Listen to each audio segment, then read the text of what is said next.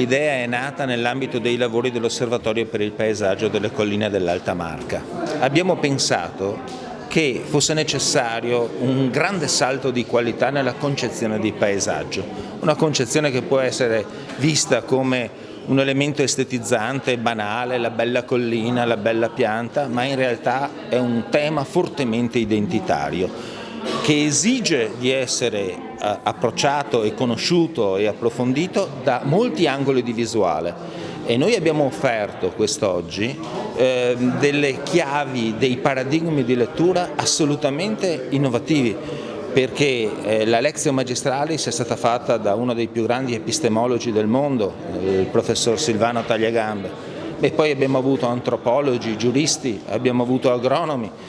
Ne è uscito un compendio che, a nostro modo di vedere, fa onore anche a questo territorio così nobile e così bello. Il paesaggio è un aspetto molto importante per l'identità delle popolazioni.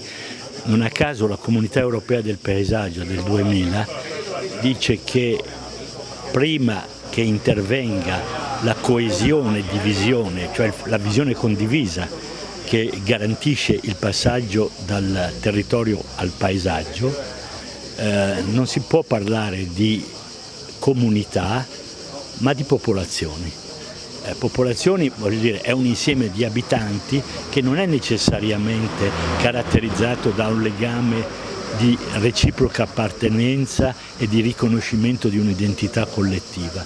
È proprio attraverso il paesaggio che avviene questo passaggio fondamentale. Il territorio, diventando paesaggio, stimola negli abitanti la capacità di riconoscersi, identificarsi con il paesaggio medesimo, e quindi la popolazione diventa comunità coesa. Il paesaggio ha una forte connotazione identitaria, quindi è un processo che si sviluppa nella condivisione da parte di una comunità che introietta una forma determinata di territorio, alla quale ha contribuito attraverso azioni, interventi, sensibilità, e che mette insieme gli aspetti della dimensione materiale e della dimensione immateriale. Quindi il paesaggio è, io l'ho definito, lo spazio di vita, quindi non la panoramicità, non l'estetismo, eccetera, lo spazio di vita, quindi il luogo dove una comunità sviluppa la propria storia. E come osservatorio, ma anche in collegamento con la Fondazione, abbiamo molte iniziative. Alcune sono nella forma del convegno, e per esempio stiamo pensando di fare un convegno sul rapporto paesaggio, il sacro e l'arte, alla ricerca di una spiritualità laica, non tanto per fare il solito discorso della pittura di paesaggio, eccetera. E questo è un convegno che stiamo organizzando per ottobre-novembre. Poi dei tavoli di lavoro.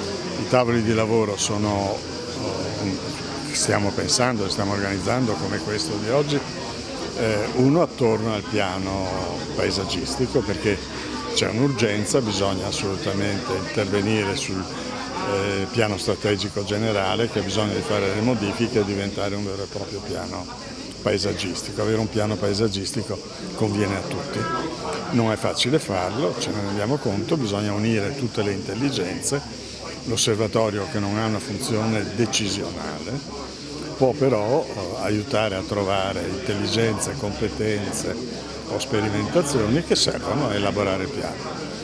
E poi la cosa per me fondamentale sono dei tavoli di lavoro sulla possibilità di elaborare una strategia attorno al gemello digitale territoriale.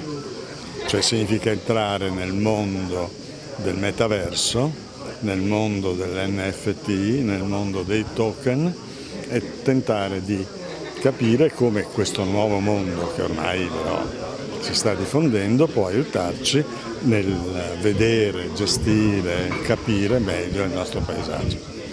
Il gemello digitale significa provare a passare dalla logica che abbiamo ormai tutti nel sito, cioè io metto dei dati in un sito che può essere il mio, può essere quello della fondazione, può essere quello di un ristorante, invece un luogo dove i dati vengono manipolati, elaborati, messi assieme per poter dare una visione più articolata e più approfondita e più partecipata soprattutto del paesaggio. L'importanza del paesaggio di per sé, se non è collegata a tutto un insieme di cose, e cioè la biodiversità, l'ambiente, la natura, gli animali, il contesto agricolo, perché quello non deve mancare, e il vissuto, il paesaggio deve essere una complessità di cose.